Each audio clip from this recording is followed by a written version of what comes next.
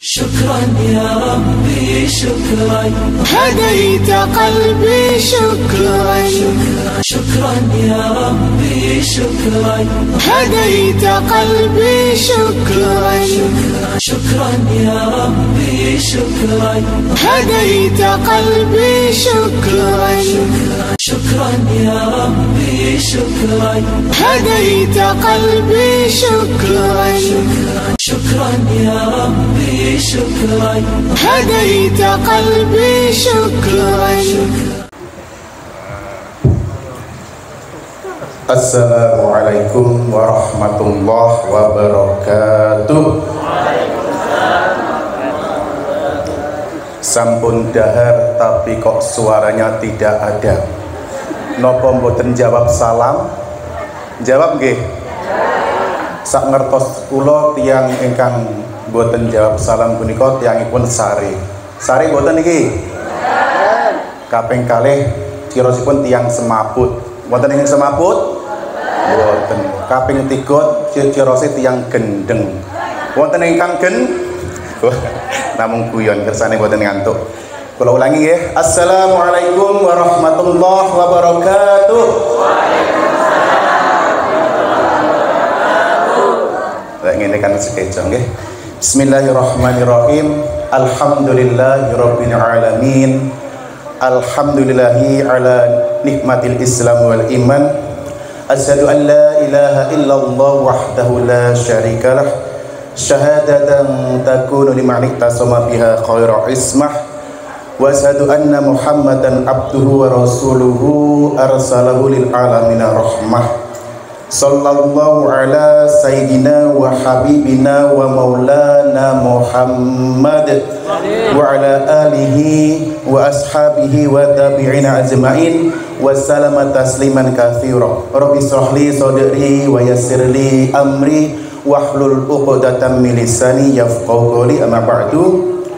Hadratul muhtarumin, para alim ulama, para sesepuh bini sepuh, wabil khusus guru kita Al-Habib Hasan bin Ali As-Saqqaf, juga guru kita Ustadz Muhammad Habibi, juga para asatidz lainnya, dan juga bapak-bapak, ibu-ibu jamaah atas sili yang insya Allah dirahmati Allah subhanahu wa ta'ala. Alhamdulillah, semoga saderengipun kita ngujuaken raos pujalan puji syukur dumateng ngarsa dalem Allah subhanahu wa ta'ala atas nikmat yang telah diberikan kepada kita semua, terutama adalah nikmat panjang usia, nikmat sehat, nikmat rezeki, dan nikmat waktu luang, sehingga kita bisa hadir di tempat ini dalam keadaan sehat wal afiat, dalam keaman aman wilujeng boten alangan sak tunggal punapa. Salawatullah wa salamuhu kita haturkan kepada junjungan kita Rasulullah sallallahu alaihi wasallam ing pangajab kula lan panjenengan sedaya menjang wonten ing yaumul kiamah pikantuk syafaat Rasulullah sallallahu alaihi wasallam. Alhamdulillah, bapak-bapak, ibu-ibu jamaah atas sili, kita berjumpa lagi. Mungkin berjumpa dengan saya ini setahun 2 kali. Setiap hari jumpanya sama Ustadz Asror, Ustadz Habib, biasanya begitu, terutama jamaah dari Tulungagung sekitarnya. Kalau jamaah Nganjuk mungkin hampir sering ketemu. Alhamdulillah, ini adalah pertemuan kita istihlal yang kedua. Yang pertama dulu tempatnya di Al-Bajah Tulungagung, sekarang bertempat di markasnya Tasili Kertosono. Alhamdulillah, panjenengan semua hadir di sini dalam keadaan selamat, tidak ada halangan satu apapun. Saya di sini mewakili panitia, panitianya banyak, diwakilkan oleh saya. Ngoten nggih tadi ya. Terima kasih kepada semuanya yang telah membantu terselenggaranya acara ini, bantuan dana, bantuan tenaga, bantuan waktu, bantuan apapun yang telah panjenengan berikan sehingga bisa terlaksana acara ini dengan insya Allah aman, tidak ada halangan satu apapun. Mudah-mudahan Allah subhanahu wa ta'ala membalas amal baik panjenengan sedoyo. Amin amin alhamdulillahirabbil alamin. Dan di sini jamaah-jamaah di sini alhamdulillah Ustadz Asror, Ustadz Habib merawat dengan baik jamaah-jamaah yang dari dewasa manula sangat banyak sekali. Belajar Al-Qur'an luar biasa. Nggih Bu nggih, semangat nggih Bu nggih. Belajar Al-Qur'an, mudah-mudahan istiqomah. Karena salah satu syarat untuk menuju swarga itu mencintai majelis ilmu, nuntut ilmu. Niku salah satu jalan menuju surga. Terus nomor boten Bu? Nggih. Dan wajib mempelajari ilmu Al-Qur'an hukumipun nggih wajib. Thalabul ilmi fardhatun ala kulli muslimin wal muslimat. Wajib Bu nggih insyaallah. Mudah-mudahan panjenengan sedaya diparingi keistiqomahan yang luar biasa. Istiqomah niku nikmat Ibu. Bapak nggih sampun sepuh maca grodal gratul, dikokon maca ustadin dredeg, wedi lek dredeg untune copot kula. Ngarepe ngono pripun? Aku mendikongkon Ustadz Asror iki mesti dredeg aku. Kaya jatuh cinta. Pak Dwi sing banter guyune dredeg iki. Pak Dwi enggak dredeg turu malahan. Nggih alhamdulillah paham boten paham nggih ngoten niku nggih sampun sepuh-sepuh belajar ilmu Al-Qur'an ini luar biasa sekali. Nomor 2, acara ini mudah-mudahan Bapak Ibu bisa terus terselenggara dari tahun ke tahun. Nggih kita berharap begitu dan kita adakan 1 tahun itu 2 kali. Jadi di bulan Syawal sama di bulan Maulid. Nanti bulan Maulid kalau panjenengan ada yang pengen ketempatan bisa ngajukan ke kami atau ke Ustadz Asror. Kulo pengen ketempatan teng masjid kulo, monggo dipersilahkan. Nggih. Kita sifatnya tidak harus di sini, tidak harus di sana. Insya Allah Ustadz Habib sudah order kalau tempat saya sudah jadi insya Allah di tempat saya nanti di Wates Kediri. Jadi nanti keliling nggih, Nganjuk, Kediri, Tulungagung, Nganjuk, Kediri, Tulungagung. Nggih. Mudah-mudahan nggih jenengan siap Bu nggih hadir nggih? Insya Allah siap. Alhamdulillah tidak panjang lebar saya berbicara. Dan sekali lagi terima kasih kepada semua yang mendukung acara ini, juga tim sholawat dari Junudul Rasulullah pimpinan Al-Mukarram Syekh Kiai M Khudori dari Brebek nggih. Lek pengen ngundang monggo niki nggih, sholawat yang biasa sering ngiringi Habib Hasan di Nganjuk sini. Dari saya cukup sekian. Terima kasih. Mohon maaf apabila ada kekurangan dalam acara ini. Mudah-mudahan kekurangannya diampuni oleh Allah Subhanahu wa taala dan kelebihannya adalah dari Allah Subhanahu wa taala. Akhirul kalam ihdinas siratal mustaqim. Assalamualaikum warahmatullahi wabarakatuh. Waalaikumsalam warahmatullahi wabarakatuh. Alhamdulillah kami selanjutnya dari guru kita dari di Darul Najat Tasiri itu pembina, pemilik yayasan itu ada 2, salah satunya Ustadz Habib. Kepada beliau kami persilakan.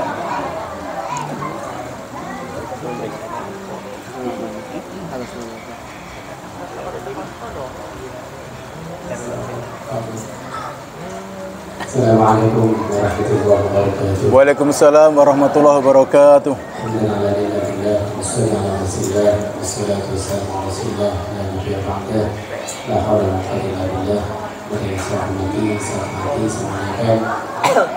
Kita bersama kepada dari beliau, untuk beliau semoga kita semua yang hadir di sini mendapat keberkahan dari beliau dan nurut perahu ke beliau. Semoga nanti kita selamat dekat beliau karena dia adalah cucu dari Rasulullah SAW. Kepada para asatidz, khususnya sahib saya Ustadz Asror, saya hormati, saya hormati. Nek enggak ada. Untuk saya apa? Santri untukku. Memberikan penghormatan kepada jemaah Tasidi. Semoga beliau itu kok kan ono toh enak ada sithik selalu rezekinya enak toko kan sebelah Mas Hendri ya dimudahkan semua bersama Allah Subhanahu wa taala. Amin. Kemudian jemaah Tasidi ada di sini, semoga semuanya yang ada di sini oleh Allah Mas Fajar mungkin Mas Fajar. Kalau Allah dimudahkan rezekinya, Mas Fajar lebih dimudahkan urusannya, yang sakit diangkat penyakitnya oleh Allah, yang punya hutang diselesaikan hutangnya oleh Allah. Amin. Amin. Ini langsung nggak tahu perwakilan. Alhamdulillah, ini saya mewakili dari tim Probina di Tasidi. Langsung saja. Alhamdulillah, Tasidi sudah berdiri dari tahun 2017, tapi legalitasnya Insya Allah tahun 2019 tadi legalitasnya, tapi berdirinya tahun 2017. Kemudian untuk legalitasnya di tahun 2019. Dan alhamdulillah seperti yang panjenengan tahu itu Tasili, lagunya juga lagu Nahawan. Asli lagu itu banyak sekali, ada Jaharka, ada Nahawan, ada Ros, dan ada Bayati pun dibagi banyak sekali. Dan itu saya lihat kalau Ros juga bagus, tapi nanti lebay.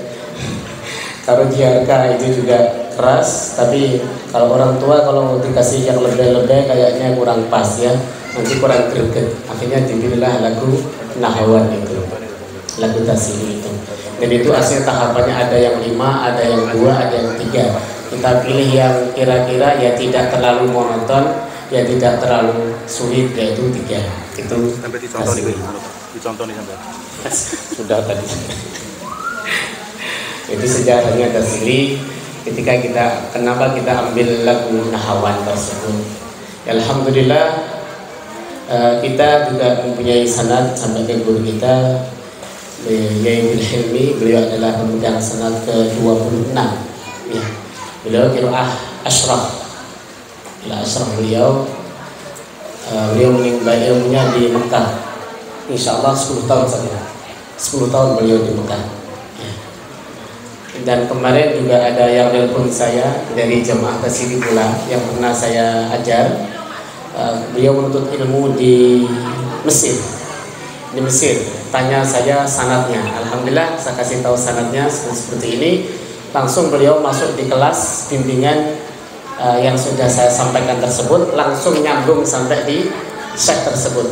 Alhamdulillah makhraj dan sifat-sifatnya sama persis yang kita ajarkan. Allahumma shalli ala Muhammad.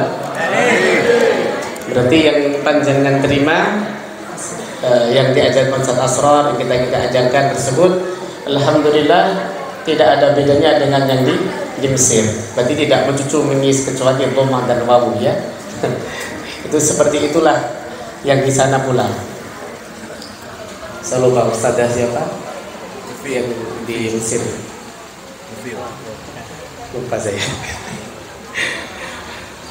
Alhamdulillah lagi ini di Tasili semakin berkembang dan semakin berkembang. Dan kemarin yang panjenengan tahu jilid Tasili 1 sampai jilid 5.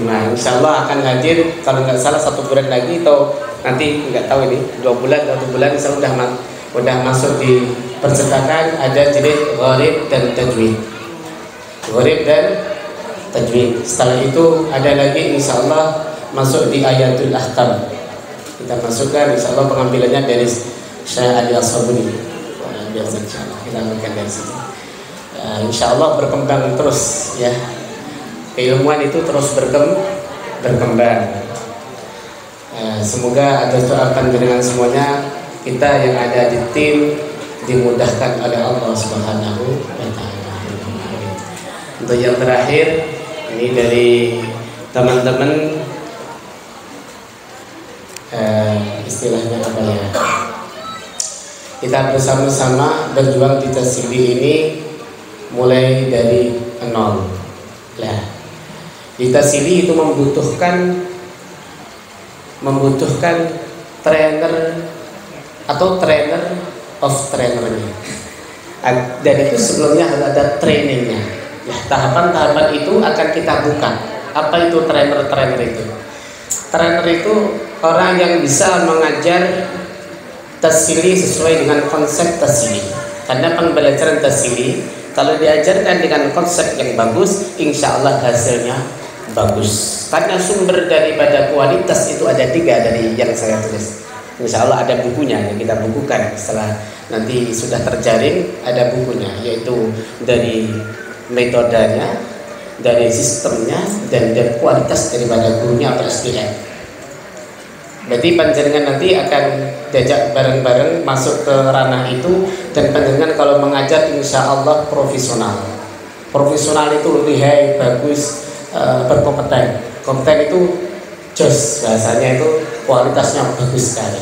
Dan itu tahapannya insya Allah nanti ada tasfih di awal, yaitu pemilihan, ada tes dulu.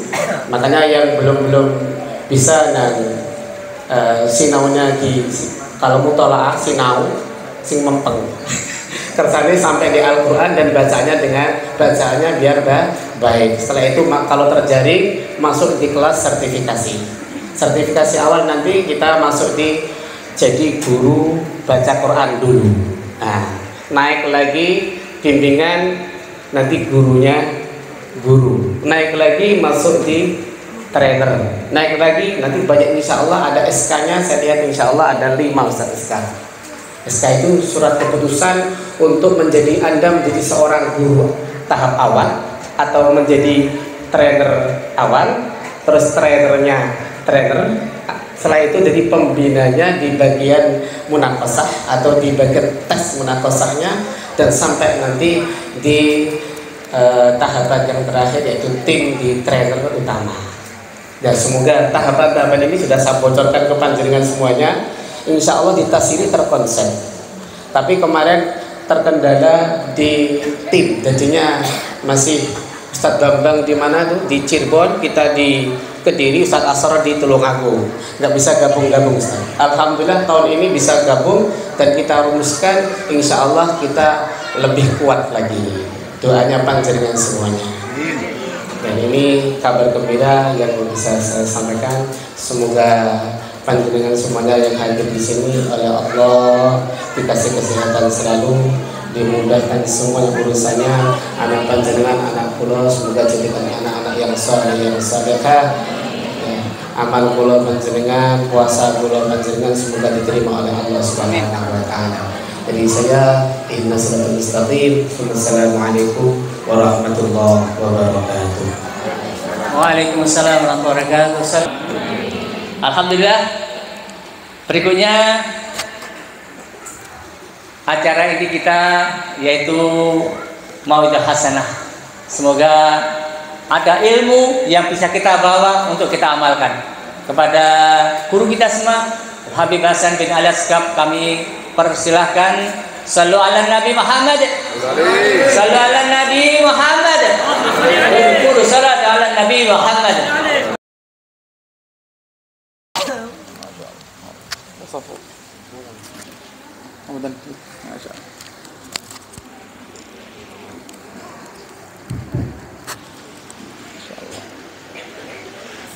Bismillahirrahmanirrahim. Assalamualaikum warahmatullahi wabarakatuh. Waalaikumsalam warahmatullahi wabarakatuh.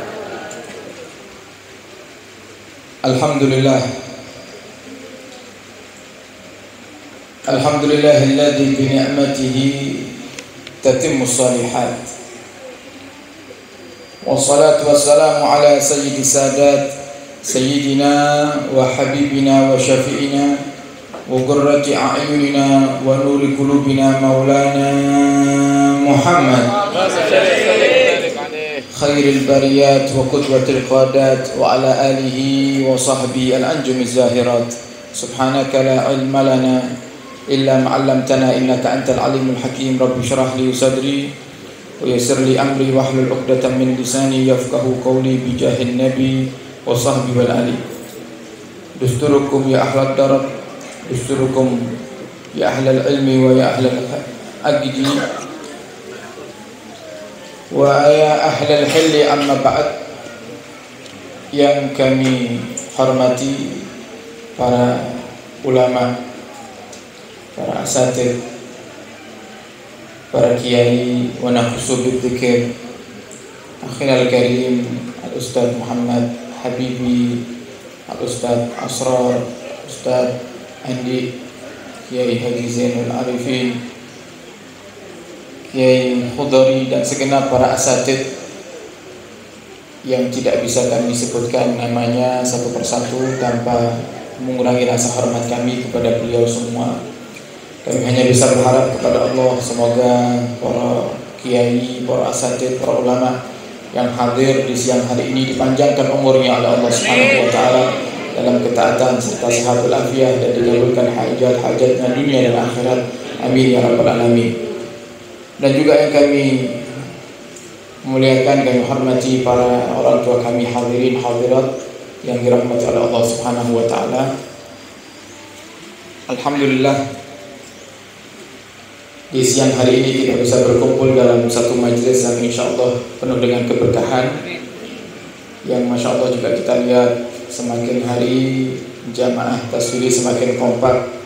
Semoga terus bisa semakin besar, semakin diberkahi oleh Allah, dan bisa menyeluruh ke seluruh penjuru negara tercinta kita Indonesia insyaallah, sehingga berkahnya terus mengalir kepada kita semuanya. Amin ya rabbal alamin. Untuk bersingkat waktu para hadirin, ini jamnya sudah 2:30. Ini perjalanan tadi karena tutup ini di Ngadi ya. Harus muter lewat Ngantur, lewat kota Kediri macet. Nanti habis maghrib ada rutinan lagi saya.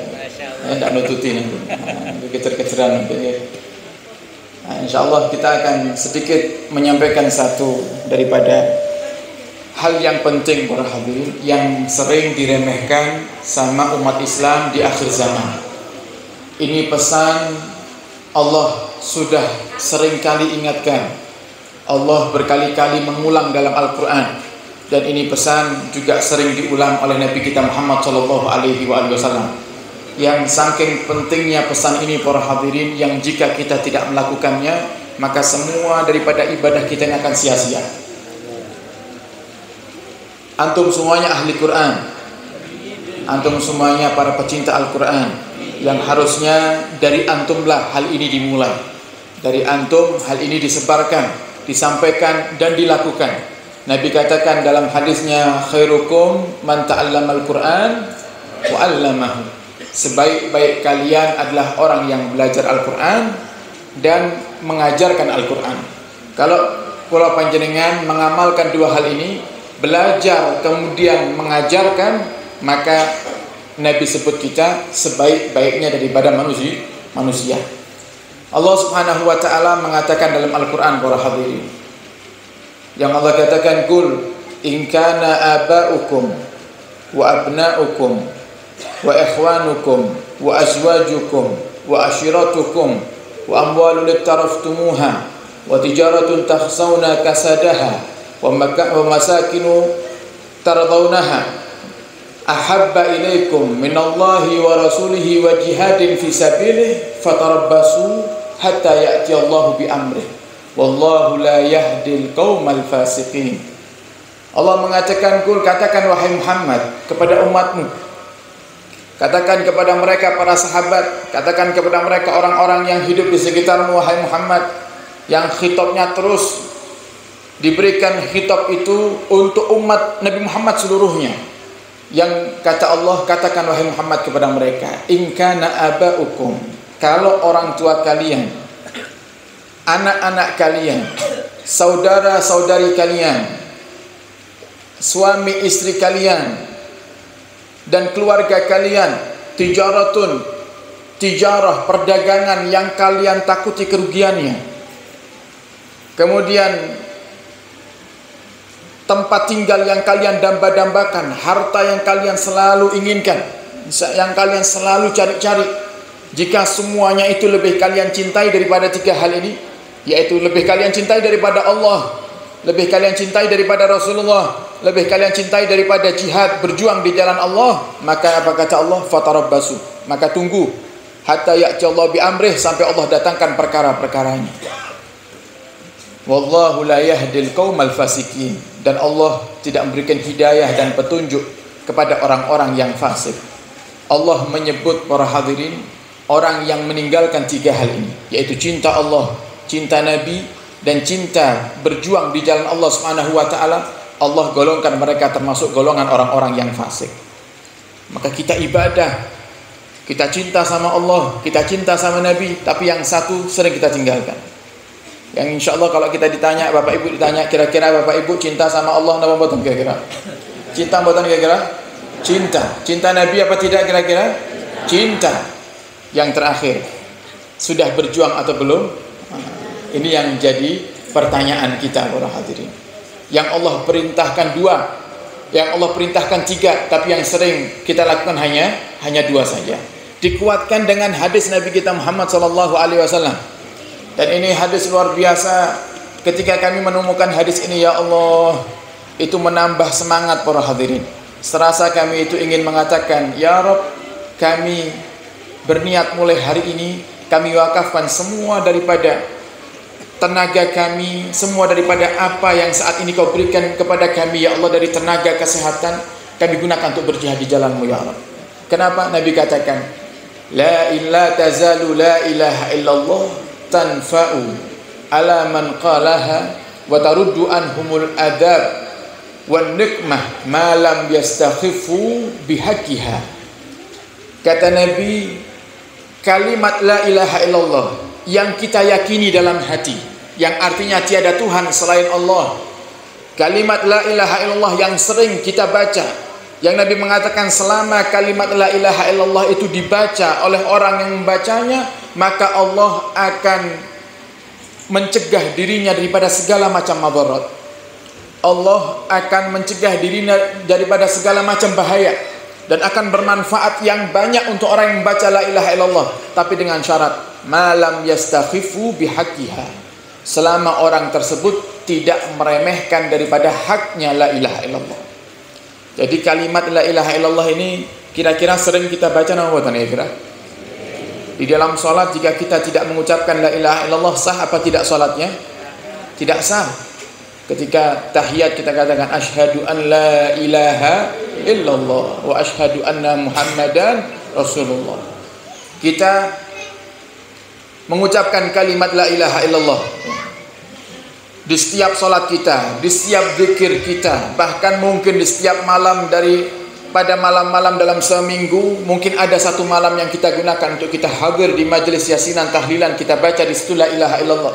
Semua kalimat la ilaha illallah yang kita baca, baik mungkin Anda yang istiqamah mengamalkan ratibul haddad, kita baca la ilaha illallah. Semua la ilaha illallah yang kita baca ini tidak bermanfaat selama kita tidak memperhatikan haknya la ilaha illallah. Kemudian sahabat bertanya, ya Rasulullah, mal istighfaf bihaqqiha. Apa yang dianggap meremehkan haknya la ilaha illallah itu apa ya Rasulullah? Apa kata Nabi kita Muhammad? Jika kalian melihat ada kemaksiatan di tempat kalian tinggal, tapi ternyata kalian tidak mengingkarinya, dan kalian tidak berusaha untuk merubahnya, dan bahkan kalian tidak berusaha untuk membuang daripada kemaksiatan itu daripada tempat kalian, maka kalian dianggap orang-orang yang meremehkan haknya la ilaha illallah. Sehingga Nabi katakan kalimat la ilaha illallah yang kita yakini dan yang kita baca rutin tiap hari, semuanya tidak ada manfaatnya selama kita tidak amar ma'ruf nahi mungkar. Nah, sekarang yang jadi pertanyaan para hadirin, sudah di langkah yang keberapa usaha kita untuk amar ma'ruf nahi mungkar? Kalau kita ini ingin menjadi orang yang baik, jadi orang yang baik itu mudah para hadirin. Nabi Muhammad itu sebelum diangkat menjadi Nabi dan Rasul, Nabi itu sudah orang baik. Nabi itu mulai kecil, Nabi itu jujur. Nabi kita Muhammad itu mulai kecil tidak pernah berbohong. Bahkan ketika Nabi berdagang membawa barang dagangannya Sayyidah Khadijah, sebelum itu Nabi belum diangkat menjadi Nabi. Nabi itu saking jujurnya para hadirin, kalau seandainya ketika Nabi berdagang membawa barang dagangannya Sayyidah Khadijah itu, kok ternyata ada orang yang bertanya kepada Nabi, ya Muhammad, ini barang modalnya berapa kamu ambil? Itu Nabi Muhammad jawabnya jujur para hadirin. Lah kalau panjenengan kira-kira berapa? Jenengan bapak ini dagang sarung. Saya datang ke toko panjenengan, Pak, ini sarung harga berapa? Oh ini 100.000 Beb. Jenengan ngambilnya berapa? Kira-kira dikasih tahu apa enggak? Pasti jawabnya, anu Beb, kalau ngambil untungnya mboten akeh-akeh kok Beb. Jenengan tenang mawon Beb. Kan gitu pasti. Padahal untungnya 50.000 ya. Pula 50.000 jual 100.000, tapi kita rela untuk berbohong supaya apa? Supaya keuntungan kita tidak bocor kepada pembeli. Oh kalau pembeli ini tahu keuntungan kita, pasti kabur tidak jadi beli. Itu Nabi Muhammad dijawab. Ini saya ambil barangnya dari Khadijah dengan harga sekian, saya jual dengan harga sekian. Jujurnya Nabi kita Muhammad itu sebelum Nabi diangkat menjadi seorang Nabi dan Rasul. Jadi Nabi itu para hadirin mulai dari kecil sudah ditakdirkan, dijaga oleh Allah menjadi orang yang baik. Cuman Nabi ketika ditanya oleh seorang sahabat, ya Rasulullah, dullani ala amalin idza amiltuhu dakhaltul jannah. Berikan kami amalan ya Rasulullah yang jika kami mengamalkannya kami akan masuk surga. Apa jawab Nabi Muhammad? Nabi hanya menjawab dengan dua kata, para hadirin. Kun muhsinan. Jadilah kamu orang yang baik dan menebar kebaikan. Kalau Hasan itu orang baik, kalau Muhsin baik dan menebar kebaikan. Jadi kalau mau jadi orang baik gampang. Jenengan cukup jalankan sholat 5 waktu, puasa Ramadan, zakat jenengan keluarkan, baik dengan tetangga. Kira-kira tetangga senang apa tidak? Ngelihat kita senang. Kira-kira tetangga nganggap kita orang baik apa orang jahat? Baik. Tapi di saat kita mulai menginjakkan derajat kita ke derajat yang lebih tinggi lagi, tidak hanya menjadi orang baik tapi mengajak orang untuk berbuat baik, di saat itulah banyak musuh di sekitar kita. Di saat itulah banyak orang-orang yang tidak suka dengan kita. Anda yang sudah ahli sholat, Anda yang melihat tetangga Anda saat ini belum sholat, coba Anda ajak dia untuk sholat. Kira-kira apa yang terjadi? Kalau dia orang yang ternyata ditakdirkan sama Allah akan mendapatkan hidayah, dia akan terima dengan lapang dada. Diingatkan, Pak, jenengan itu muslim, jenengan wajib sholat. Oh kok ternyata dia termasuk orang yang mendapatkan hidayah, dia akan nurut dengan apa yang kita sampaikan.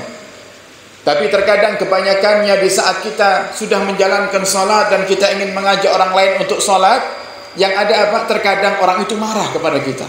Wes toh, awakmu lek sholat, wes sholat toh, orang usah ngurusi aku. Wes urusan awakmu dhewe. Nah, kan gitu seringnya.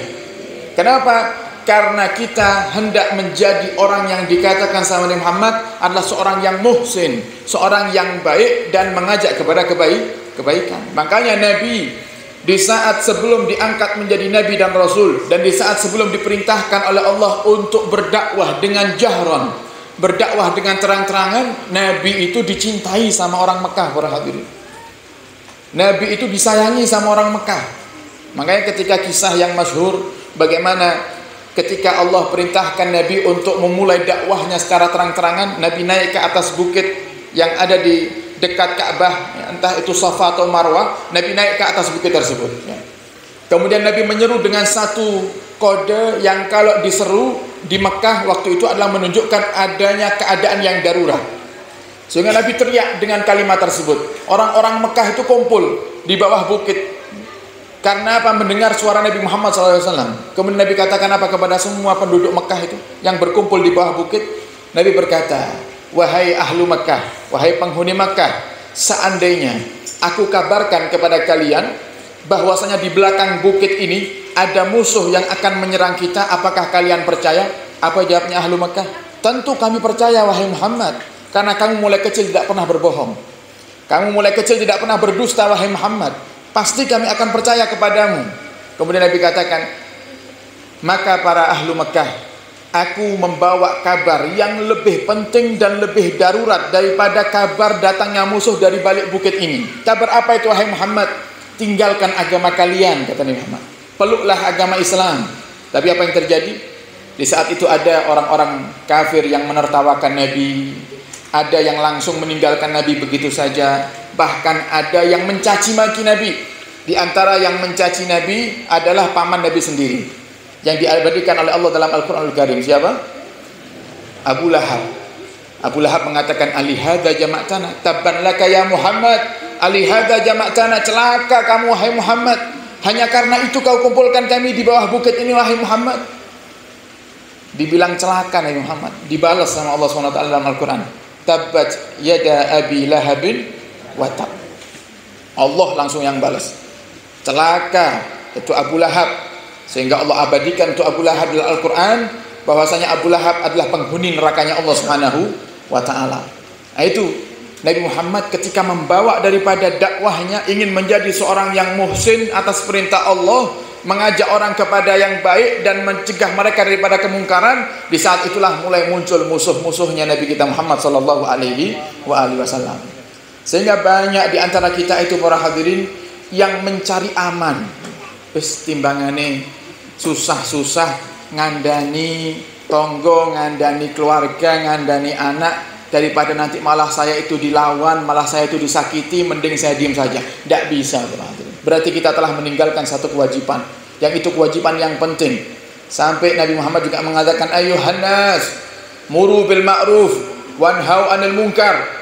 Wahai manusia, wahai umatku, kata Nabi Muhammad, perintahkan orang lain untuk berbuat baik dan cegah mereka untuk berbuat kemungkaran. Apa kata Nabi Muhammad? Sebelum kalian berdoa, tapi doa kalian tidak terima oleh Allah Subhanahu wa taala. Sebelum kalian beristighfar, tapi istighfar kalian tidak diterima oleh Allah Subhanahu wa taala.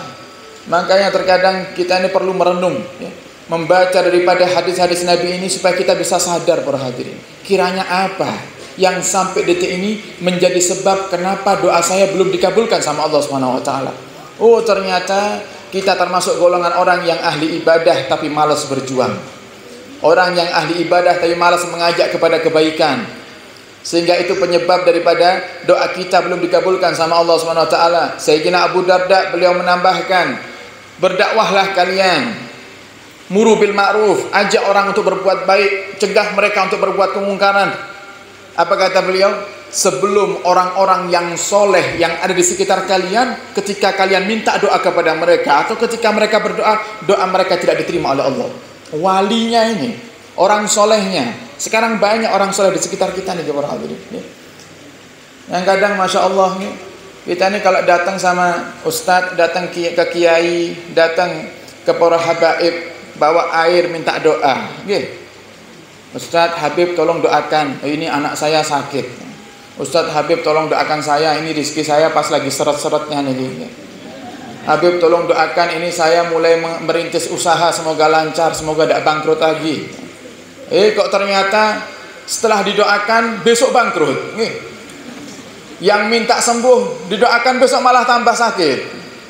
Kadang itu kita dengan menunjukkan keras hatinya kita, waduh iki Habib dungane ra mandi belas. Ngono to.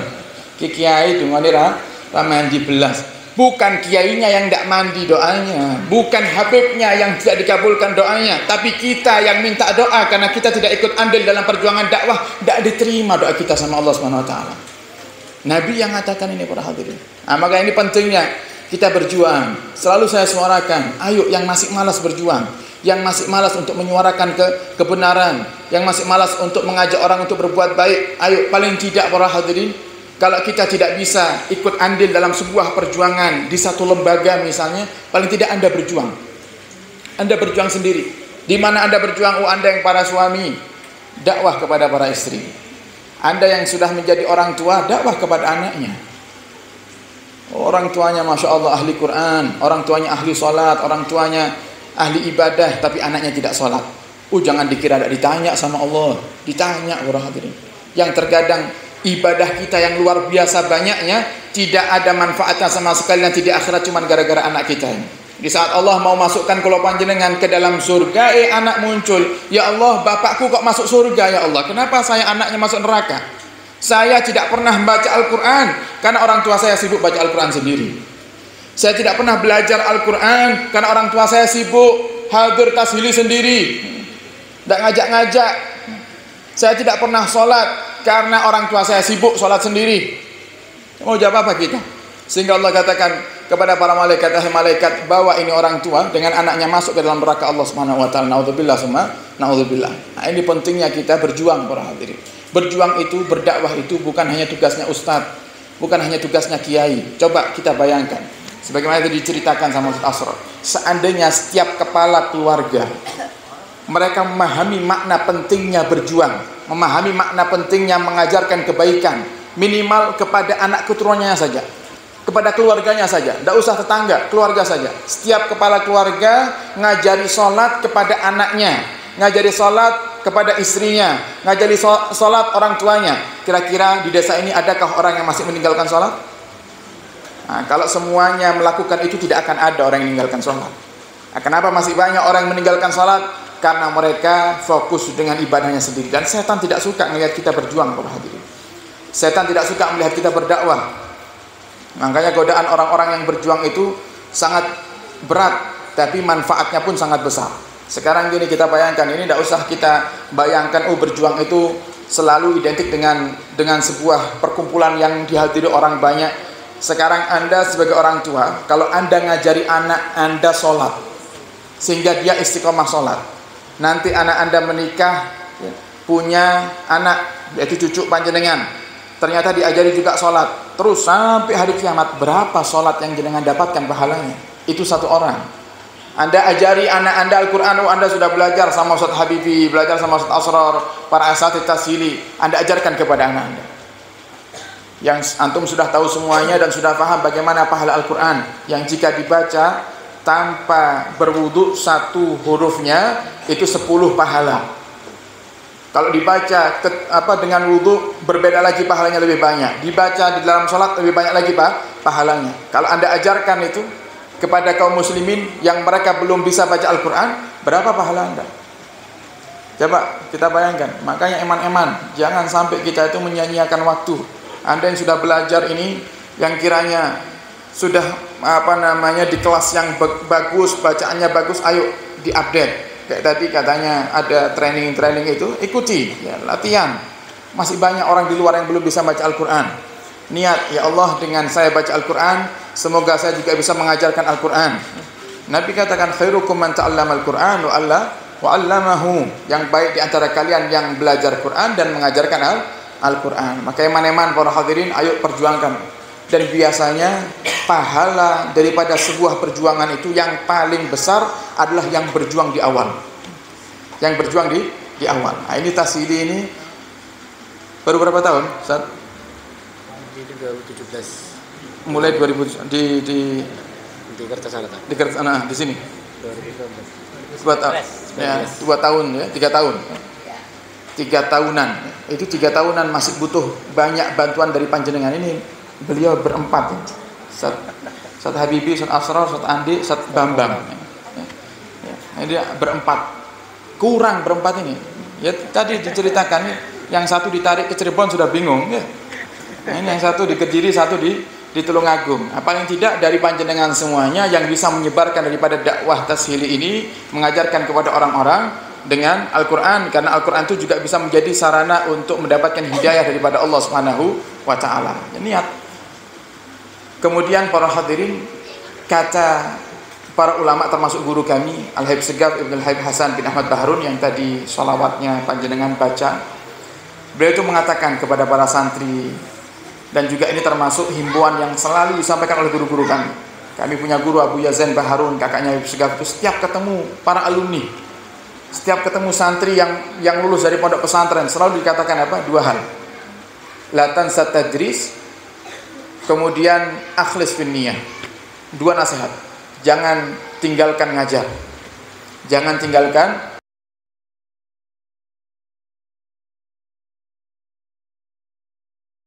kedua, yang ikhlas kalau ngajar. Yang ikhlas kalau dakwah. 2 hal ini selalu sampaikan. Ketemu sama saya di Kediri, hadir di majelisnya Habib Husain Pak Bud, saya salaman sama Abu ya, sampaikan la tansa tadris, jangan lupa ngajar. Jangan yang ikhlas ketika ngajar, ketika berdakwah, selalu seperti itu. Kenapa? Karena beliau mengatakan minimal para hadirin, orang yang mengajarkan ilmu, orang yang mengajak kepada kebaikan, minimal balasannya Allah Subhanahu wa Ta'ala nanti saat Allah hendak mencabut nyawanya, Allah muliakan dia dengan ruhnya dijemput oleh Nabi Muhammad SAW. Coba, siapa yang tidak kepingin ruhnya dijemput sama Nabi? Ingat kisahnya Bilal ibn Rabah. Bilal ibn Rabah itu muadzzinnya Rasulullah. yang bagian mengumandangkan adzan. Ada beberapa sahabat yang bagian mengumandangkan adzan yang sering digunakan oleh Nabi Muhammad adalah Bilal ibn Rabah. Bilal ibn Rabah ini adalah seorang Habasyi. Dulunya adalah seorang budak yang berkulit hitam, kemudian dimerdekakan oleh Sayyidina Abu Bakar As-Siddiq dan masuk Islam, dan kemudian menjadi muadzin Rasulullah dan punya suara yang tinggi dan bagus, sehingga sampai sekarang dikenal itu ya. Orang-orang Afrika itu punya suara khas ya. Suaranya tinggi-tinggi dan bagus-bagus suaranya. Nah, itu Bilal bin Rabah itu asalnya Afrika sana ya, dari Habasyah.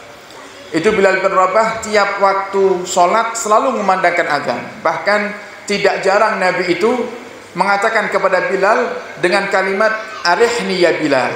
Kalau sudah Nabi sebut arihni ya Bilal, itu berarti masuk waktu sholat.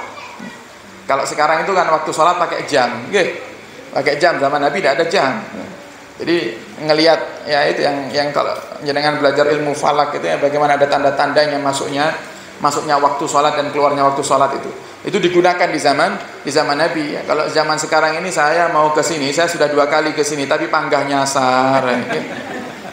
Kenapa? Andalan kita Mbah Google. Andalan saya Mbah Google. Coba kita bayangkan, itu Nabi hijrah dari Mekah ke Madinah. Mekah Madinah itu tidak dekat loh para hadirin. Jangan dikira tonggoan, Kediri Tulungagung atau Kediri Nganjuk. Tidak, Mekah Madinah itu kalau pengalaman kita waktu ditakdirkan sama Allah bisa umroh, itu perjalanan dari Madinah ke Mekah itu 4 jam para hadirin.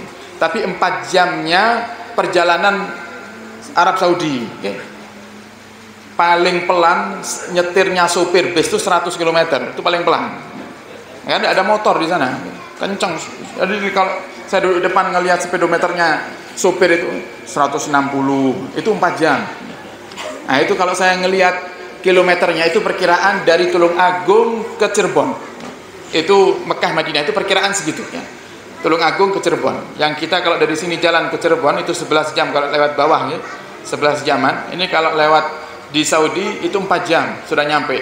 Jadi karena dilihat 4 jam berarti dekat, Nganjuk Tulungagung. Beda jauh para hadirin. Itu Nabi, para sahabat hijrah dari Mekah menuju Madinah itu tidak ada di tengah-tengah gurun pasir. Madinah belok kanan tidak ada. Nanti setelah belok kanan Madinah ngiri, tidak ada itu. Coba kok bisa sampai itu? Padahal itu gurun pasir itu. Kalau bisa sampai, Allah sudah abadikan dalam Al-Quran. Wa bin najmihum yahtadun. Itu diartikan oleh sebagian ahli tafsir, dengan bintang-bintang mereka menjadikan itu sebuah petunjuk. Jadi ngelihat bintang itu sampai di tempat. Nanti malam jenengan coba, kayak Tulungagung lihat bintang, kira-kira tutup nama ya kira nyasar. Ini dijadikan dalil sama mereka, jadikan petunjuk oleh mereka. Nah, itu Bilal ibn Rabah ini para hadirin setiap waktu sholat masuk selalu Nabi katakan arihni ya Bilal, hibur aku wahai Bilal. Jadi hiburannya Nabi itu sholat para hadirin. Sehingga Nabi katakan waju'ilat qurratu aini fis shalah. Allah jadikan hiburanku itu adalah sholat. Kalau hiburan kalau panjenengan buka WhatsApp, buka Instagram, buka Facebook, buka YouTube. Nabi hiburannya sholat. Sehingga ketika datang waktu sholat, Nabi katakan kepada Bilal, arihni ya Bilal, hibur aku wahai Bilal. Sampai akhirnya Bilal itu sangat gembira, sampai cintanya kepada Nabi luar biasa. Begitu dapat kabar Nabi meninggal, Bilal bin Rabah itu para hadirin sudah tidak pernah memandangkan adzan lagi. Jadi dengan wafatnya Nabi, wafat pula suara adzannya Bilal ibn Rabah. Disuruh adzan tidak pernah mau. Kenapa? Karena tidak kuat teringat dan rindu yang sangat besar kepada Nabi kita Muhammad sallallahu alaihi wasallam.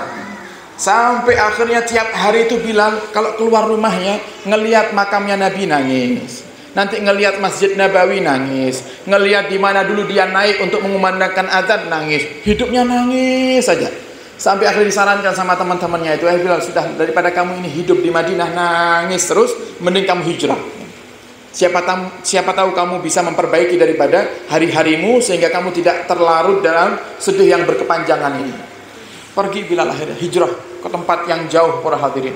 Yang perjalanan itu ditempuh dengan waktu yang sangat panjang sekali. Begitu sampai di tempat di mana beliau menuju daripada hijrahnya, sampai di sana Bilal bin Rabah tidur di waktu malam, langsung bermimpi Rasulullah, dan Rasulullah mengatakan apa kepada Bilal? Ma hadzal jabal Alangkah kerasnya kamu itu wahai Bilal. Kok tega kamu meninggalkan aku wahai Bilal. Terkejut Bilal bin Rabah, bangun nangis dan bercerita kepada istrinya. Besok harinya langsung kembali lagi ke Madinah Al-Munawwarah. Kembali ke Madinah Al-Munawwarah, tentunya dengan perjalanan yang panjang, bisa sebulan bahkan lebih daripada sebulan perjalanan itu. Begitu masuk ke Madinah Al-Munawwarah, tempat pertama yang dituju sama Bilal adalah makam Nabi kita Muhammad SAW. Berziarah ke makam Nabi. Tidak lama ketemu dengan Sayyidina Abu Bakar atau Sayyidina Umar bin Khattab, yang beliau mengatakan, ya Bilal, alhamdulillah kamu kembali ke tempat kami, kamu kembali ke Madinah. Tolong wahai Bilal, nanti di saat masuk waktu sholat kumandangkan azan. Apa kata Bilal? Tidak wahai Umar, saya sudah tidak mampu untuk memandangkan azan. Saya tidak kuat. Diminta oleh para sahabat selalu menolak Bilal bin Rabah. Alasannya tidak kuat. Sampai tidak lama datang kedua cucu Nabi Muhammad SAW, Sayyidina Hasan dan Sayyidina Husain, yang di saat itu dengan kerinduan yang besar. Kemudian kedatangan kedua cucu Nabi, yang dikatakan Sayyidina Hasan itu miripnya dengan Nabi Muhammad dari pinggang ke atas. Sayyidina Hasan mirip sama Nabi dari pinggang ke atas, Sayyidina Husain mirip sama Nabi dari pinggang ke bawah. Jadi kalau dua-duanya datang bersamaan, sudah persis seperti Nabi sedang datang saat itu. Langsung dipeluk sama Bilal bin Rabah. Kemudian Bilal mengatakan ketika memeluk Sayyidina Hasan dan Sayyidina Husain, demi Allah, aku mencium daripada harumnya tubuh kakek kalian, wahai Sayyidina Hasan dan Sayyidina Husain.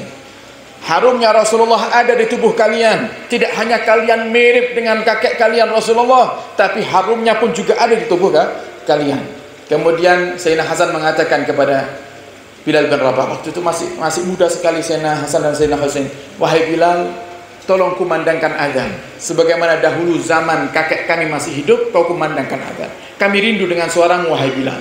Karena yang minta kedua cucunya Rasulullah, Bilal bin Rabah tidak berani menolak dan diiyakan oleh Bilal bin Rabah. Begitu datang waktunya sholat tiba, Bilal bin Rabah naik ke tempat yang dimana tempat itu adalah tempat dahulu dia kumandangkan azan.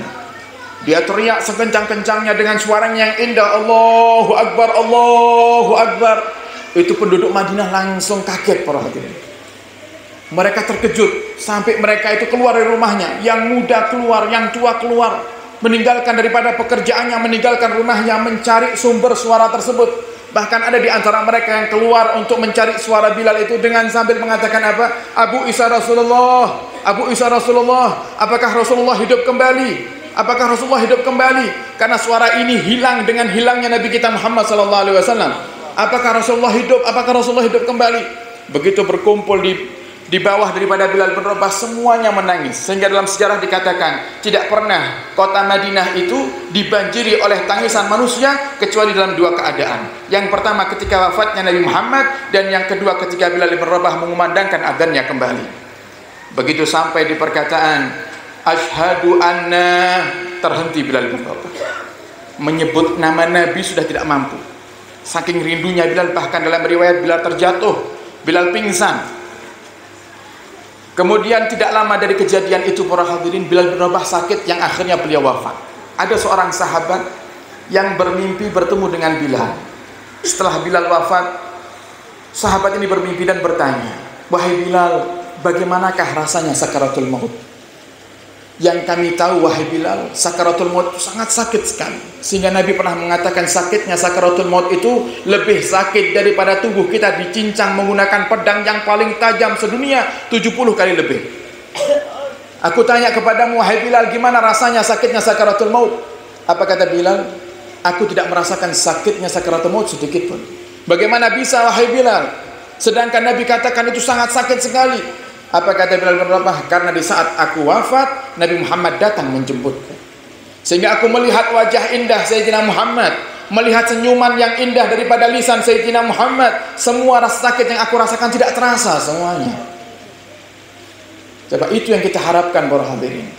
Maka gimana caranya? Satu-satunya cara. Dan Imam Al-Habib Ali Al-Habsi beliau mengatakan tidak ada sesuatu yang paling membanggakan hati Nabi melebihi daripada melanjutkan perjuangannya. Kalau kula panjenengan kepingin nyenangkan hati Nabi, jenengan kepingin mendapatkan senyuman Nabi, mendapatkan syafaat Nabi, dibanggakan sama Nabi sebagaimana Nabi katakan ana mubahin bikumul umama yaumal qiyamah, aku akan banggakan kalian nanti di hari kiamat.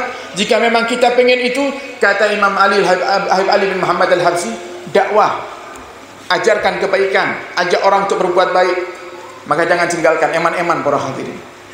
Semoga dengan kita berjuang di jalannya Allah, melanjutkan lisan Nabi kita Muhammad, Allah takdirkan kita bisa wafat dalam keadaan ruh kita dijemput oleh ruh Nabi kita Muhammad sallallahu alaihi wasallam. Amin ya rabbal alamin. Maka mari yang semangat diajak.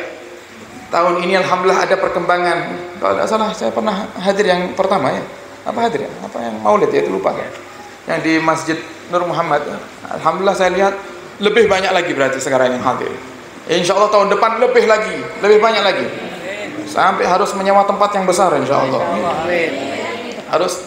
Dan ini semuanya akan terwujud dengan jasa panjenengan semuanya. Ajak yang belum ngaji, bisa ngaji Quran, ajak untuk hadir, ajak untuk belajar. Suarakan tashili. Kemudian kalau kita tidak bisa mengajarkan, menjadi seorang pengajar atau trainer seperti tadi ya, orang yang melatih daripada bacaan Al-Quran, kalau kita tidak bisa, paling tidak kita berjuang dengan mengajak para hadirin. Apa susahnya mengajak? Tugas kita itu hanya mengajak.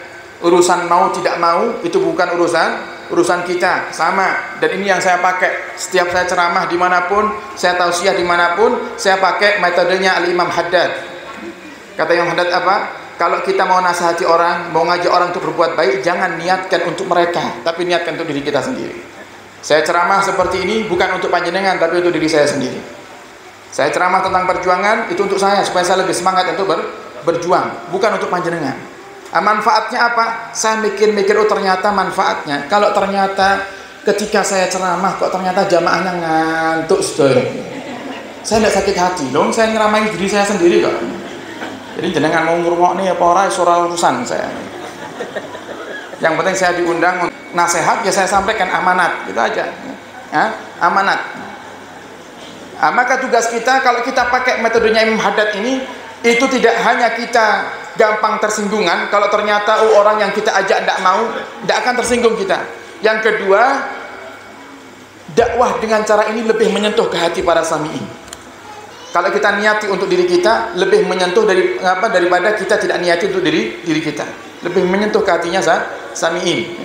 Kemudian yang ketiga, manfaatnya dan yang terpenting, supaya kita terlepas daripada apa yang dikatakan oleh Allah dalam Al-Quran. Atamuruna an-nasa bil birri wa tansawna anfusakum wa antum tatluna al-kitab afala ta'qilun. Kau perintahkan orang untuk berbuat baik, sedangkan kamu lupa dengan dirimu sendiri. Kau suruh orang untuk sholat, kamu tidak sholat. Kau suruh orang untuk ngaji Quran, kamu tidak ngaji Quran. Sedangkan kalian tahu daripada dalilnya, kalian tahu daripada bahayanya. Afala ta'qilun. Apakah kalian berakal? Kata Allah. Di mana akal kalian? Supaya kita keluar daripada hal tersebut, kita niatkan semua nasihat kita untuk diri kita sendiri. Maka di saat dengan mengajak orang, ayo ikut tasili, kok ternyata orangnya tidak mau, bahkan mungkin marah, atau bahkan melontarkan sebuah kalimat yang menyinggung perasaan kita, tidak urusan para hadirin. Yang penting saya sudah nyampaikan. Nabi Muhammad itu kalau selalu menyampaikan hal penting, selalu Nabi akhiri dengan apa? Allahumma qad balagtu. Allahumma qad balagtu. Ya Allah, saya sudah sampaikan. Ya Allah, saya sudah sampaikan. Artinya Nabi menyadari kalau hidayah itu dari Allah. Kalau Nabi saja menyadari hidayah itu dari Allah, lah terus siapa kita gitu loh. Siapa kita yang kepingin setiap ngomong harus turuti omongannya? Siapa kita ibadah tidak kayak Nabi, kayak kepingin hasilnya kayak Nabi. Nabi itu dakwah para hadirin tidak pakai ngomong orang bisa masuk Islam. Itu Nabi Muhammad. Cuman disentuh. Ada seorang kafir yang mau membunuh Nabi, pura-pura jadi muslim, ikut tawaf sama Nabi, bawa pisau, di belakang kain ihramnya bawa pisau. Begitu sudah dekat dengan Nabi Muhammad menoleh. Nabi Muhammad berbalik dan langsung Nabi pegang dadanya orang kafir ini, dan langsung seketika itu orang kafir mengatakan apa? Asyhadu an la ilaha illallah wa asyhadu anna Muhammadar Rasulullah. Dan dia katakan, sungguh wahai Muhammad, sebelum kau sentuh dadaku, aku orang yang paling benci denganmu wahai Muhammad. Aku orang yang paling ingin membunuhmu wahai Muhammad. Aku sudah siapkan pisau untuk menusukmu wahai Muhammad. Tapi begitu kau sentuh dadaku wahai Muhammad, serasa ada sesuatu yang masuk ke dalam hatiku, sehingga aku meyakini bahwasanya agamamu adalah agama yang benar. Itu Nabi kita Muhammad. Coba kalau kita yang praktekkan. Anaknya yang belum sholat nanti pegang dadanya. Jadi ahli sholat atau tambah daplek ya teman. Beda cara. Makanya ini diamalkan oleh para santri. Ketika mereka sowan kepada gurunya, mereka minta untuk disentuh dadanya. Kenapa? Ini caranya Nabi. Cara Nabi, karena tangannya berbeda para hadirin ya. Kalau tangan kita ini banyak maksiat ya. Itu ada satu kisah sebagai penutup ya. Ada seorang soleh, seorang imam namanya Al-Imam Dhunnun. Al-Imam Dhunnun itu terkenal dengan mustajabnya doa. Kalau ada orang sakit selalu datang ke beliau, dan kalau didoakan sama beliau pasti sembuh, Allah kasih kesembuhan. Masyhur nih, sampai akhirnya apa? Jadi kalau ada orang sakit datang ke rumah beliau minta doakan itu, beliau nulis sesuatu di kertas, kemudian kertas itu dimasukkan ke dalam air dan disuruh orang yang minta air itu untuk minum dari air tersebut, dan Allah langsung tidak lama akan memberikan kesembuhan. Dan beliau punya pembantunya ini penasaran, kok bisa ya kertas dimasukkan ke dalam air ya, kemudian diminum sama orang yang sakit, Allah berikan kesembuhan. Apa kira-kira yang ditulis sama tuan saya Dhunnun ini ya? Akhirnya ketika Imam Dhunnun nulis ya, diintip sama pembantunya, ternyata apa yang ditulis cuma satu huruf saja, nun. Namanya kan Dhunnun, yang ditulis nun. Jadi gambar mangkok kasih titik satu, tak. Mangkok kasih titik satu, tak. Digulung, masukkan ke air, diminumkan orang yang sakit, diberikan kesembuhan sama Allah Subhanahu wa taala. Sampai akhirnya suatu hari ada orang yang berobat. Pas Imam Dhunnun lagi tidak ada di rumah, diterima sama pembantunya. Diterima. Ini biasanya tuanku ini ya, juraganku ini ada orang yang ngeluh sakit, cuman ngambil kertas nulis nun. Nah, sudah tak dipraktekkan sama pembantunya, nulis nun, masukkan ke kertasnya. Kemudian dipulang ini orang yang sakit, diminum, bukan tambah sehat tambah sakit. Besok balik ke rumahnya Imam Dhunnun, dan ternyata Imam Dhunnun ada di situ. Ya Imam, saya mohon doanya lagi wahai Imam, kemarin airnya belum mujarrab. Imam Dhunnun mikir, air yang mana gitu. Air yang mana? Saya perasaan baru pertama kali ketemu jenengan ini gitu. Loh, saya kemarin datang ke sini, cuman panjenengan tidak ada. Kemudian digantikan sama murid panjenengan. Padahal membantunya nih, murid panjenengan. Kemudian dia tulis di satu kertas, dia masukkan ke air. Ternyata Allah masih belum berikan kesembuhan. Mungkin ikhtiar saya yang kedua ini Allah akan berikan kesembuhan. Akhirnya Imam Dhunnun itu ketawa-ketawa. Ini kerjaane fulan bin fulan ini ya. Nulis akhirnya beliau nun, dimasukkan ke air, pak pulang, diminum sembuh. Akhirnya dipanggil itu pembantunya. Ya waladi, katanya kemarin itu nulis itu. Iya, kok malah sakit ya Imam ya?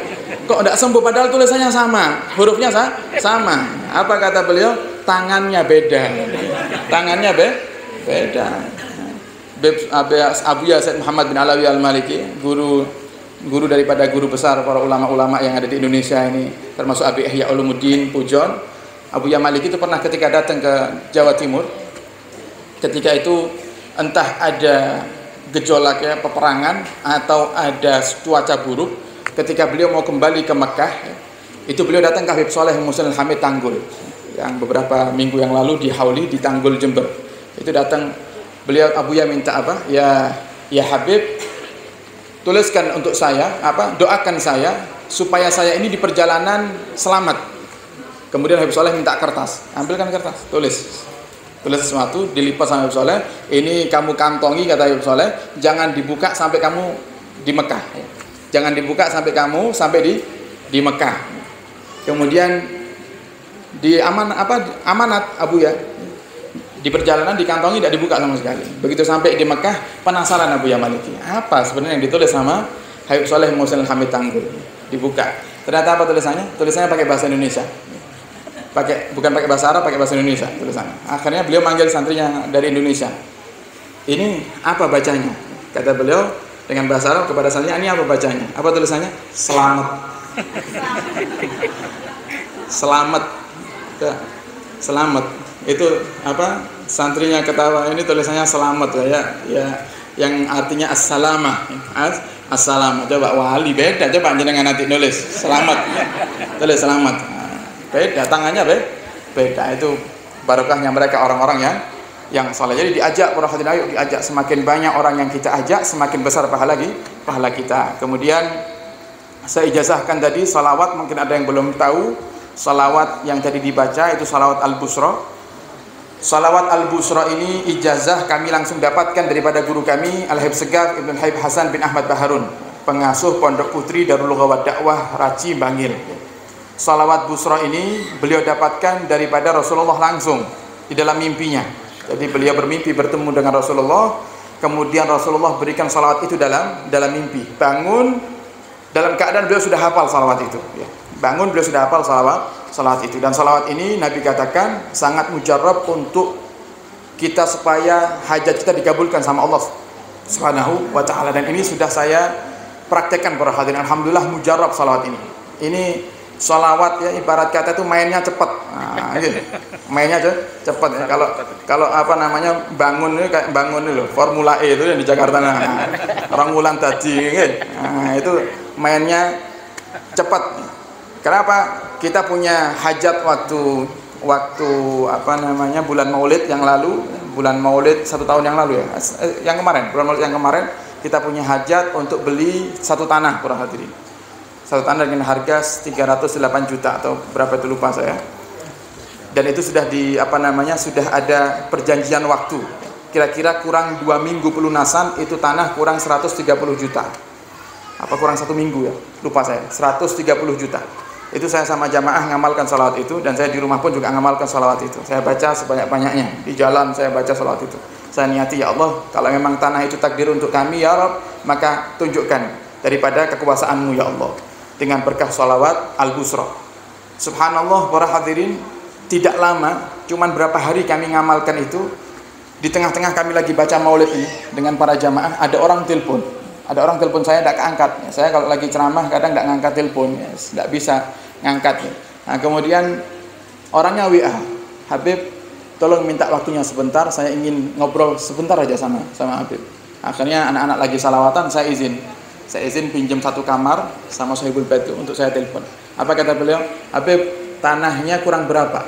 Saya bilang kurang 130. Semuanya saya lunasi, Habib. Semuanya saya lunasi. Coba. Padahal saya jarang sekali ketemu dengan beliau. Beliau telepon saya, dan jarang sekali beliau tuh hubungan sama saya, telepon tuh jarang. Subhanallah, telepon waktu itu. Dan ini yang pertama para hadirin. Dan banyak lagi ya. Kemarin subhanallah kita punya hajat ya. Punya hajat tanah itu, ada satu tanah kecil di samping. Saya di awal bilang sama teman-teman, ini tanah semoga jadi milik kita. Karena ini tanah nanti kalau kita ingin perluasan bisa aksesnya cuma lewat tanah ini saja. Tanahnya kira-kira 15.000 kalau tidak salah itu. Dijual sangat murah sekali waktu itu. Dijual sangat murah sekali. Saya berharap semoga ada rezeki bisa kebeli tanah ini. Nah, kemudian kok ternyata orang yang punya tanah itu butuh duit. Butuh duit, sedangkan kita tidak punya duit. Nah, kan repot ya. Tidak sinkron nih. Tidak sinkron. Tapi saya kepingin tanah ini jadi milik Asyifa. Saya kepingin. Akhirnya subhanallah, saya bilang ke Pak Haji Mul, bismillah beli nanti duitnya gimana? Ya sudah bilang aja kita beli gitu. Kita beli. Akhirnya subhanallah ada satu orang yang beliau bilang, Beb, ini saya pinjami duit 10 juta. Yang sisanya harga tanahnya 19 juta berarti. 15.000 19 juta kan murah sekali itu. Yang 9 juta Beb saya utangi. Jadi saya infak 10 juta, yang 9 juta saya utangi. Itu di situ saya mikir, ini 9 juta siapa yang bayar gitu nanti gitu. Nah, ini sudah ngamalkan salat Busra. Alhamdulillah ada tamu hari Ahad, setelah Ahad pagi beliau WA, Beb, saya mau sowan ke rumah panjenengan. Oh iya Pak Haji, silahkan gitu. Saya zuhur ada di rumah. Jam 1 saya tunggu belum datang. Akhirnya beliau WA, Habib, gimana kalau kita ketemuannya di tanah Mabes, tanah Asyifa. Nah, kemudian kita duduk di atas tanah yang mau saya beli itu. Kita duduk di situ, coba lihat. Kemudian beliau bilang, ini tanahnya siapa, Beb? Itu tanah yang mau kita beli lagi utang 9 juta itu. Beliau tanya, ini tanahnya siapa? Ini tanah Pak Haji milik kita. Harganya 19 juta, sudah kita bayar 10 juta, sisa 9 juta.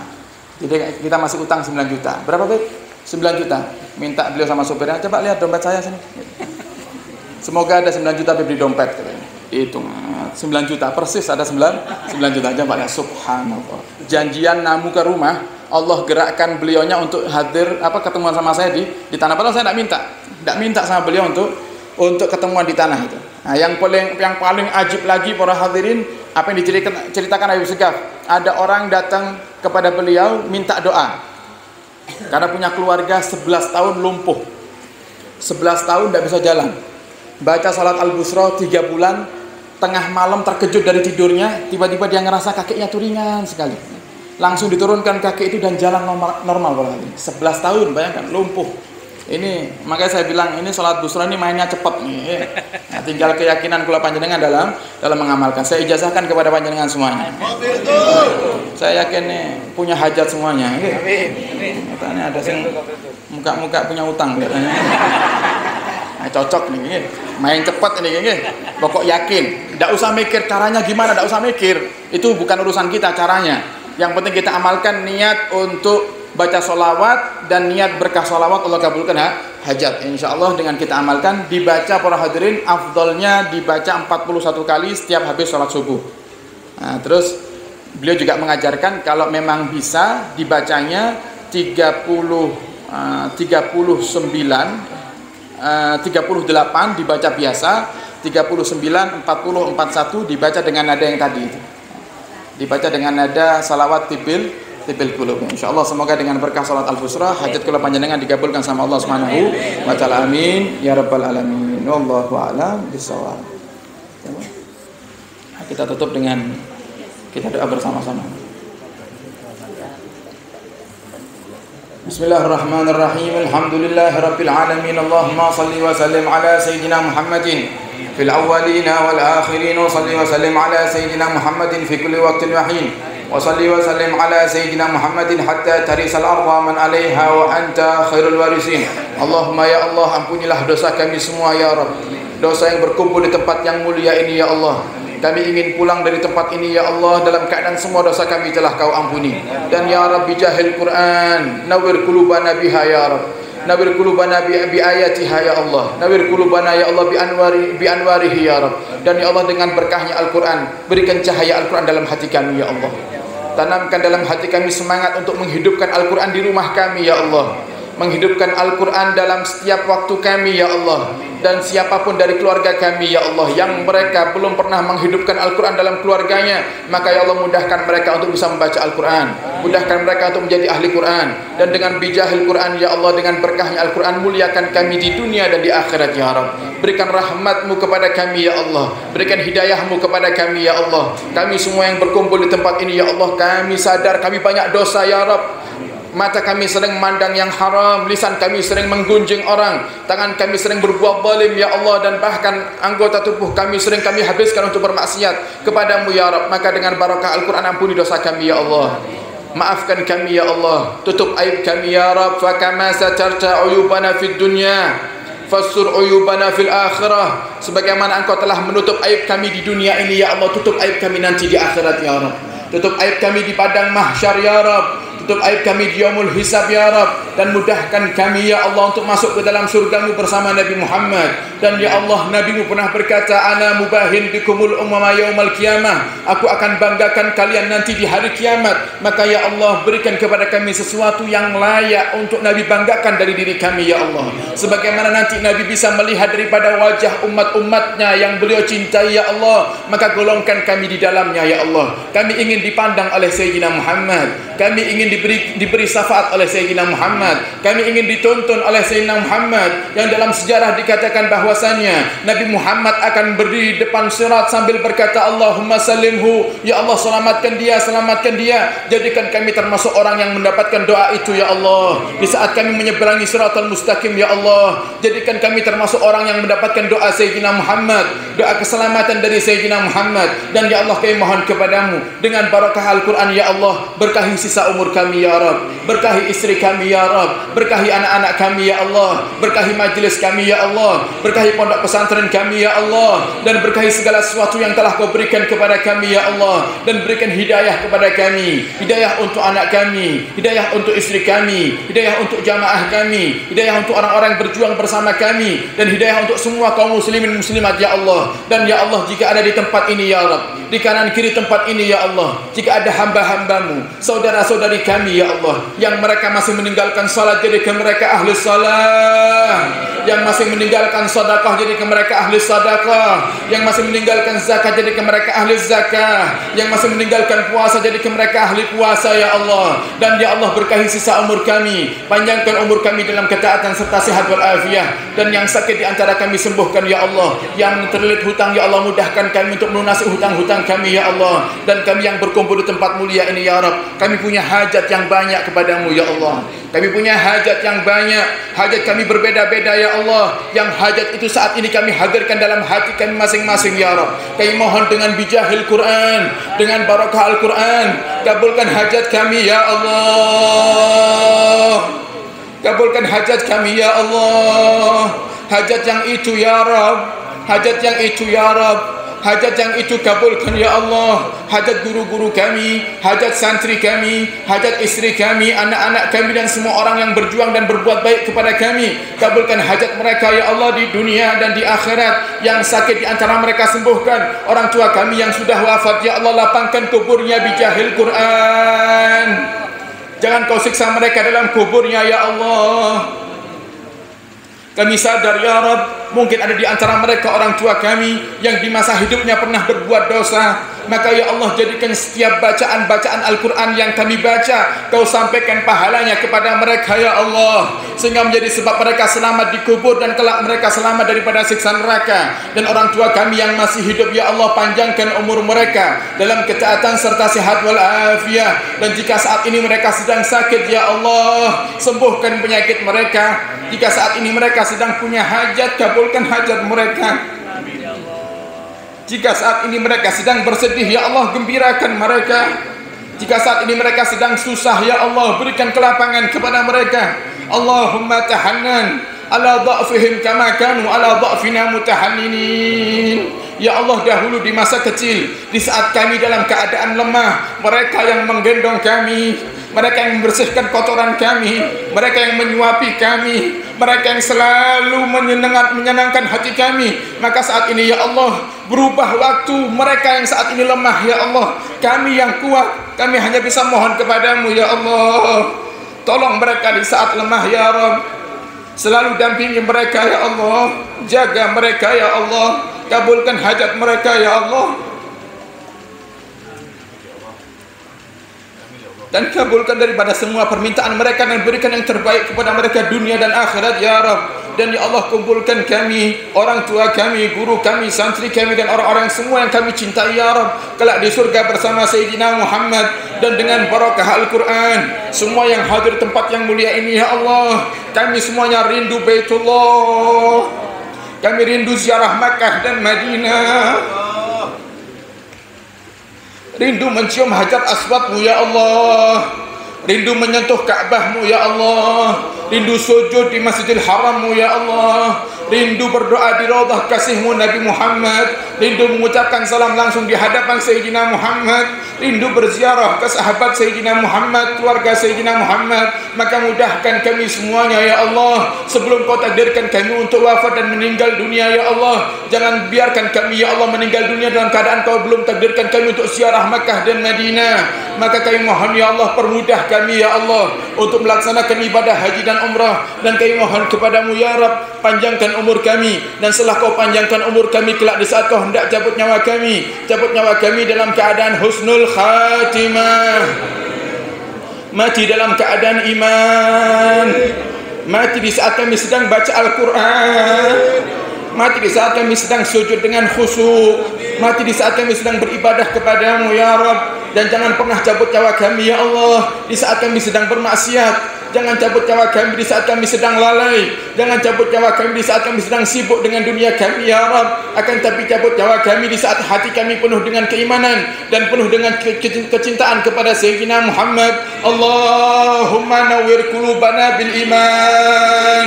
Allahumma akrimna fi hadhihi as-sa'ati bil qabul wa adkhilna fi diwanir rasul wa adkhilna fi barakatis salafil fuhul. Rabbana ظلمنا أنفسنا وإن لم تغفر لنا وترحمنا لنكونن من الخاسرين. ربنا آتنا في الدنيا حسنة وفي الآخرة حسنة وقنا عذاب النار. الصلاة والسلام عليك يا رسول الله. الصلاة والسلام عليك يا رسول الله. خذ بيدي قلت هلتي أدركنا يا رسول الله. يا ربي بالمصطفى بلغ مقاصدنا واغفر لنا ما مضى واسأل كرمي. وصلى الله على سيدنا محمد وآله وصحبه وبارك وسلم. الحمد لله رب العالمين. بسر الفاتحة.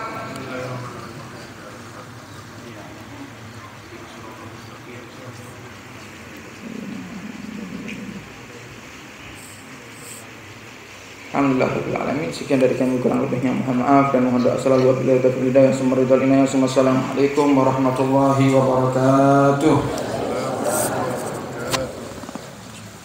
Waalaikumsalam warahmatullahi wabarakatuh. Alhamdulillah, rangkaian acara yang kita selenggarakan pagi, siang, dan sore hari ini semoga mendapatkan berkah dan ridho dari Allah SWT. Semoga seluruh niat kita hari di tempat ini mendapatkan berkah dan ridho dari Allah SWT. Setiap nafas yang kita hembuskan, capek, keringat yang kita hasilkan dari tempat yang kita hadir hari ini, semoga mendapatkan berkah dan ridho dari Allah SWT. Dan semoga diberikan kemudahan setelah berkumpul dengan guru-guru kita semua. Wabil khusus dengan guru kita tercinta Habib Hasan bin Adaskar. Semoga beliau diberikan panjang umur, sehat walafiat dunia. Kita setelah bersama-sama berkumpul dengan beliau, mendapatkan nasihat-nasihat dari beliau hingga kita tercerahkan hati kita bisa husnul khotimah di akhir hayat kita. Baik Bapak Ibu semuanya, Allah, demikian kami sampaikan, semoga jenengan bisa kembali ke tempat masing-masing dengan selamat. Ada yang dari Jatikalen, alhamdulillah dari Jatikalen hadir, rombongan dari Jatikalen, rombongan yang luar biasa, tempat yang jauh, nun jauh di sana di tengah hutan, hadir di tempat ini. Semoga panjenengan semua bisa istiqomah menghadiri majelis-majelis yang kita cintai ini. Juga kepada seluruh hadirin yang jamaah dari Kendal Pulur, dari Rejo Tangan, dari mana saja ini semua, semoga istiqomah. Kehadiran panjenengan semua mendapatkan berkah dari Allah. Nggak terasa sudah dari pagi sampai sore. Andaikan ini Habib Hasan nanti pada maghrib tidak punya acara, masih saya tahan sampai malam. Bener. Jadi ketika kumpul dengan beliau, jaringan kumpul dengan beliau, seneng apa buatan? Seneng apa buatan? Beliau dengan cucunya Rasulullah Sallallahu Alaihi Wasallam. Apalagi besok kita dikumpulkan dengan datuknya beliau Rasulullah Sallallahu Alaihi Wasallam. Semoga kita diberikan kemudahan untuk bisa dikumpulkan dengan datuknya beliau Rasulullah Sallallahu Alaihi Wasallam. Dan kita semoga ada dekat hati, sambung hati dengan beliau, supaya kita diberikan kemudahan untuk mendapatkan syafaat dari Rasulullah SAW. Alhamdulillah, amin. Demikian kami sampaikan. Apabila ada kurang-kurangnya, panitia menyampaikan mohon maaf. Kami Safiful Bek, beliau Ustaz Habibi, ini yang pembina yayasan, beliau yang penanggung jawab sepenuhnya yayasan. Semoga kita semua diberikan panjang umur sehat walafiat. Dan untuk itu nanti kepulangannya, bubarnya, bapak-bapak keluar dulu, mohon ibu-ibunya ditahan dulu supaya bapak-bapaknya keluar dulu, tidak tabrakan muntel-muntel sama bapak-bapaknya biar mengeluarkan mobilnya, nyiapkan dulu, baru jenengan nanti masuk. Gitu ya? Sambil nunggu bapak-bapak nanti menyiapkan mobilnya, kita sholawat al-busra bersama-sama. Dan karena Habib tadi datangnya telat, akhirnya belum goda, belum makan. Nanti Habib dan seluruh rombongan mohon sebentar bersabar, nggih. Jadi jenengan mungkin nganu pun ngentosi Habibnya, jenengan dan siapkan karena sudah dari pagi. Monggo saya mendoakan semoga jenengan selamat sampai tujuan kembali. Amin. Ihdinas siratal mustaqim. Wallahu muwaffiq ila aqwamit thoriq. Assalamualaikum warahmatullahi wabarakatuh.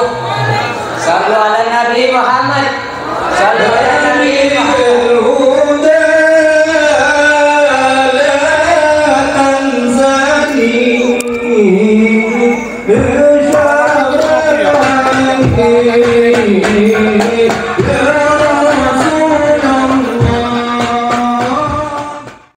سبيل الدموع سبيل مريح تنهد يا صاحي كي تستريح وبث الدعاء الخفي الصريح يسعك الفضاء الرحيم الفسيح سبيل الدموع سبيل مريح تنهد يا صاحي كي